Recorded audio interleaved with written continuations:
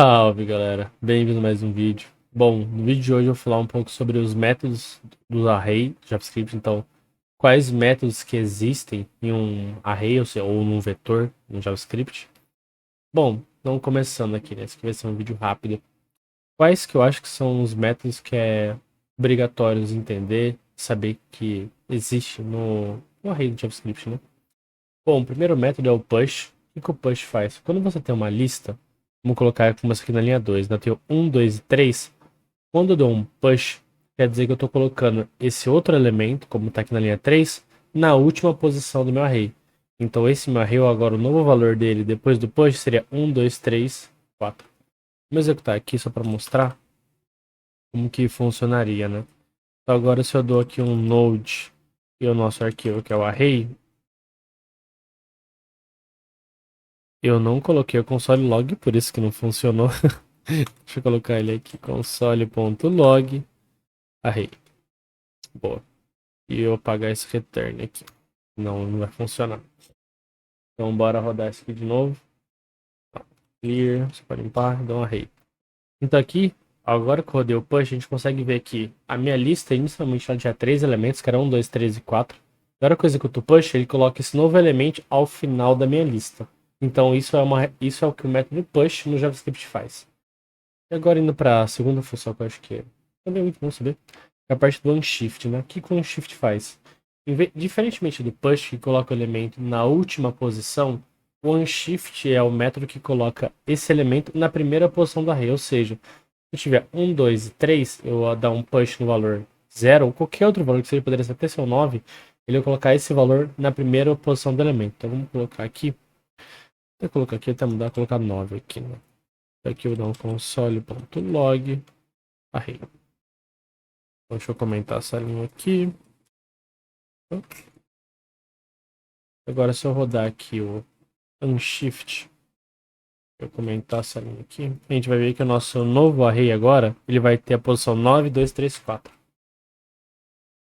Aqui, exatamente. Então, o que o unshift faz?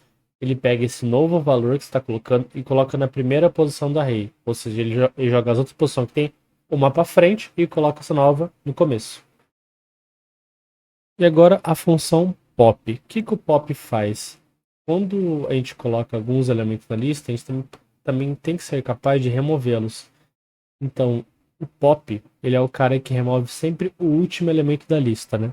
Então aqui, olhando para essa minha nova lista aqui, que ela tem 1, 2, 3, 4, quando eu executo array.pop, quer dizer que eu quero remover exatamente o último elemento da minha lista. Então aqui, a minha lista ela vai retornar 1, 2 e 3. Então agora, se eu executar aqui o meu pop, a gente vai ver que a nossa lista agora vai retornar 1, 2 e 3. Exatamente. Então o pop, ele é o método responsável por remover sempre o último elemento da lista. E agora indo para aqui para o map, né, que é uma das coisas... Eu acredito que é uma das funções mais utilizadas hoje no JavaScript é o map. O que o map faz? O map quer dizer que eu estou iterando na minha lista, ou seja, a minha lista aqui ela tem o valor 1, 2 e 3. E o map, diferentemente do for each que eu explicar logo abaixo, ele sempre retorna uma nova lista. Então, para exemplificar isso, eu estou fazendo aqui uma multiplicação do próprio elemento por ele mesmo. Então aqui, né, eu vou fazer 1 vezes 1, 2 vezes 2 e 3 vezes 3. Então aqui, quando eu executar o meu map, eu vou percorrer cada posição do meu array e vou fazer uma multiplicação pelo próprio índice, né? Ou seja, o meu próprio valor. E ao fazer isso, sempre ao final da execução do meu map, eu sempre retorno uma nova lista. Então, quando eu executo o map, eu tenho uma lista, que é essa lista array, e ao final da execução ele vai me retornar uma nova lista. Então, bora executar isso aqui para a gente ver. Então, aqui eu vou executar aqui a nossa função map. Então, agora, ao executar a função map, a gente deve ver o valor 1, 4 e 9, exatamente. Então, o que eu estou fazendo aqui? Eu executo meu map. Aqui eu estou passando uma função anônima, por isso que tem essa setinha maior, isso é uma função anônima, que eles chamam de arrow function. Então aqui eu estou fazendo o meu primeiro elemento, ou o índice do elemento em si, né? Aqui vai ser o valor do elemento da lista. Eu estou fazendo 1 vezes ele mesmo, 1. Então ele terminou a primeira iteração. Na segunda iteração vai ser 2 vezes ele mesmo, 4. Na terceira iteração vai ser 3 vezes ele mesmo, 9. Então o map ele percorre os índices do array e processa esses dados, podendo ter alguma tratativa nesse dado, e ao final disso ele retorna o elemento, a nova lista, né, no caso. E agora indo para uma outra função que é extremamente importante, que ela tem uma diferença do map, que é a foreach. O que o foreach faz? O foreach, diferentemente do map, eu não retorno uma lista no final. Então, aqui eu poderia, obviamente, fazer esse mesmo processamento aqui que eu fiz nessa lista de cima, porém, eu não vou ter o retorno de uma lista, tá vendo? Aqui, quando eu coloco o mouse em cima do map, ele fala assim, ó. Ele é uma função que aceita alguns argumentos, e ao final, ele me retorna uma nova lista. Isso é o map. Quando eu faço o map, eu sempre processo algum dado, eu posso apenas entrar e retornar uma nova lista. No foreach, não. O foreach, ele apenas percorre o array. Aí, caso você queira fazer alguma chamada para cada elemento, você pode fazer dentro dessa função. Mas ao final dele, você não vai ter uma nova lista, igual no map. Então, deixa eu colocar aqui o foreach. Então aqui, o que eu estou fazendo? Eu estou percorrendo na minha lista e apenas mostrando o valor de cada elemento. Aqui, então o que eu fiz? Aí até é legal ver aqui, não vou conseguir voltar, né? Mas se eu rodar um map aqui, deixa eu limpar a lista. Qual que é a diferença aqui, né? Ó. Legal. Essa primeira execução aqui é a execução do nosso map, né? Então o que foi feito? Eu multipliquei cada elemento por ele mesmo e ao final ele retornou uma lista. Então a gente vê que até o retorno já é uma lista. Então esse aqui é o retorno do meu map. E aqui no foreach, como eu estou mostrando esse dado aqui, dando console log a cada interação, ele não tem esse retorno. Por isso que a gente viu que cada elemento ficou numa linha separada. Porque o foreach, ele não te retorna nada, ele apenas itera sobre a lista. Então agora, indo para a nossa próxima função, que é o find. O que o find faz? O find quer dizer que eu quero procurar um elemento na minha lista, e ele retorna apenas esse elemento que foi encontrado. Então aqui na minha lista eu tenho o elemento 1, 2, 3 e 4. Quando eu faço find, igual nas outras funções que é mostrado, eu sempre tenho o elemento em si, igual tem nas outras aqui, tirando no foreach, que está como item aqui, vértice x. Eu vou passar uma função que é a função de match, né? O que seria a função de match? É a função que vai falar que esse elemento é igual ao que eu estou procurando. Então, quando essa condição é contemplada, ele retorna o valor. Caso não, ele retorna nulo, vazio, undefined. Igual tá aqui, ó. Ele aqui, returns the first value in the array where predict is true and undefined otherwise. Ou seja, quando ele encontrar esse elemento, ou seja, pode ter vários 2 aqui, ele vai retornar sempre o primeiro elemento que ele encontrar. Se aqui tivesse 15, 2, ele vai retornar o primeiro 2 que ele encontrou. E caso ele não encontre esse elemento, igual está aqui na própria anotação da função, ele retorna um undefined. Então, se essa condição não for contemplada, ou seja, se ele não encontrar esse elemento, ele retorna undefined.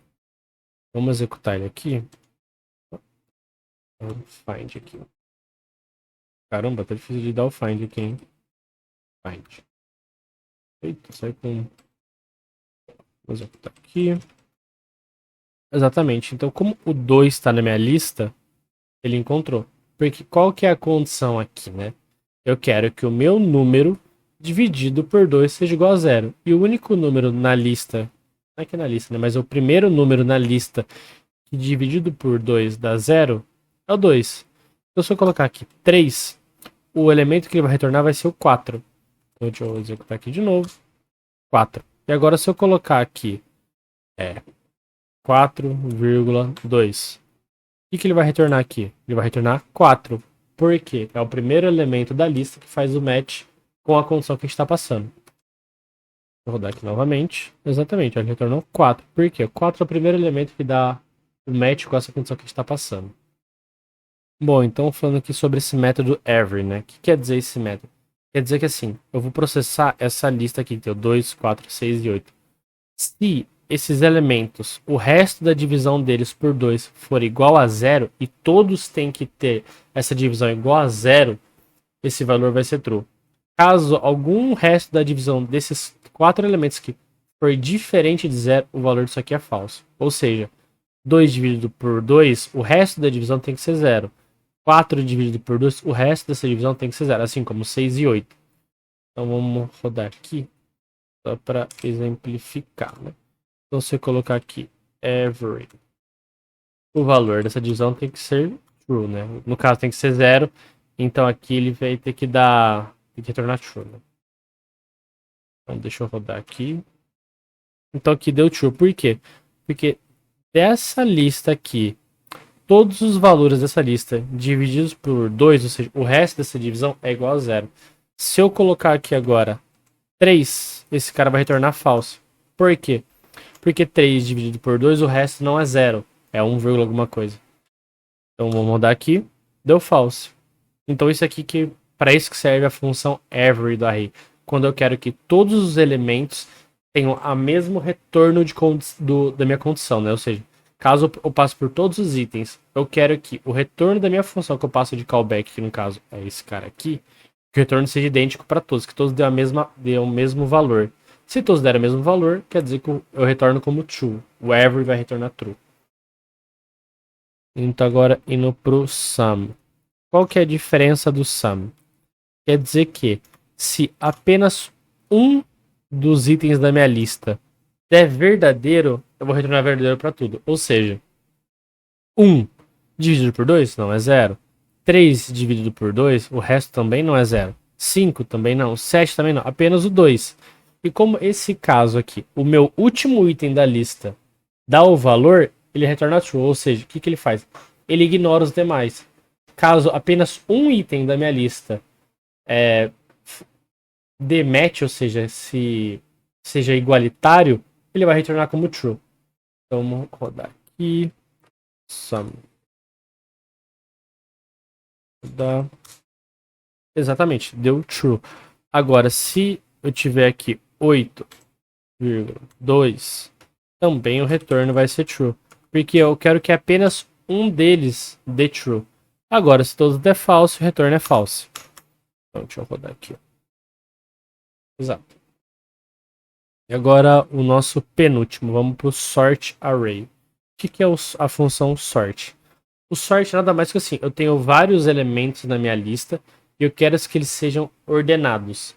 Então, nesse caso aqui, a função sort ela faz isso. E obviamente, assim como as demais, eu posso também passar uma função de ordenação para elas. Aqui eu estou deixando a padrão. O padrão do JavaScript já é numérico. Então aqui tá 3, 1, 4, 1, 5, 9. Quando executa essa função sort, ele vai iterar sobre cada item da minha lista e vai colocar eles de forma ordenada. E como aqui eu não estou passando nenhum, o default do JavaScript é o numérico, por ordem de grandeza, né? Então, a hora que eu rodar aqui a minha função sort array, o que ele vai fazer? Ele vai deixar todos esses dados ordenados. Opa, eu coloquei sort aqui, né? Sort sem um E. Bora rodar. Então, ele fez isso. Ele ordenou, mas eles vão ficar 1, 1, 3, 4, 5 e 9.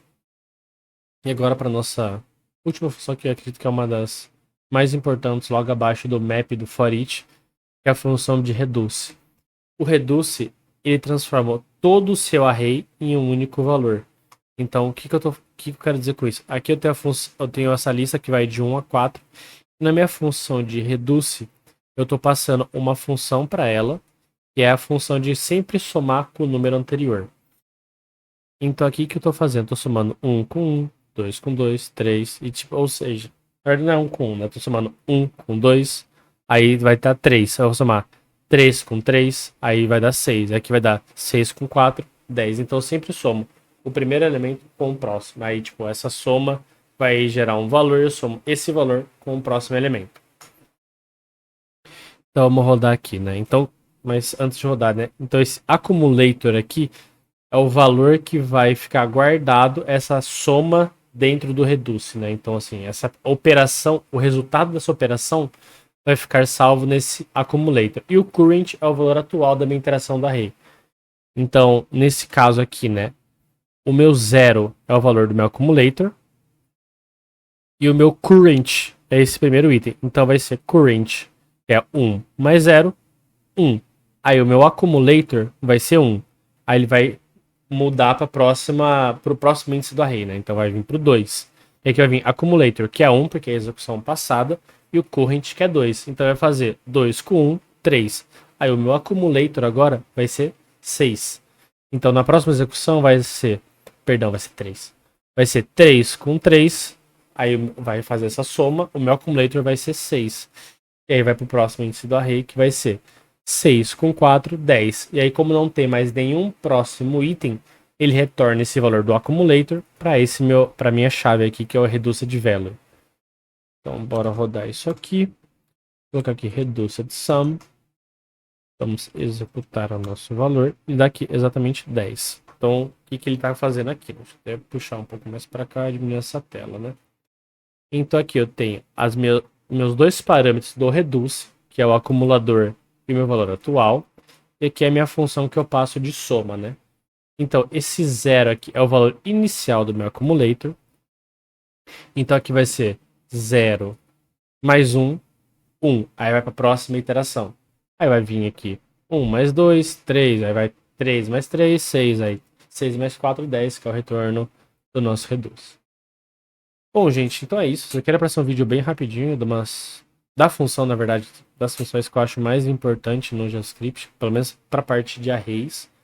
Que é uma das coisas que acho que é quase obrigatório todo mundo saber, porque é bem simplesinho você ver aqui. E, tipo, isso quebra um puta galho na hora de você desenvolver, você entender como que funciona cada função. É isso, gente. Se você gostou, deixa o like, deixa o comentário se for alguma dúvida, que obviamente eu vou responder. Já vou deixar todo esse código aqui no comentário, vai estar nosso canal no GitHub. Então é isso, gente. Se for alguma dúvida, deixa aí. Tamo junto. Valeu. Não esquece de deixar o like e gostinho, hein? E se inscreve, porque dá trabalho fazer os vídeos. Tamo junto. Valeu.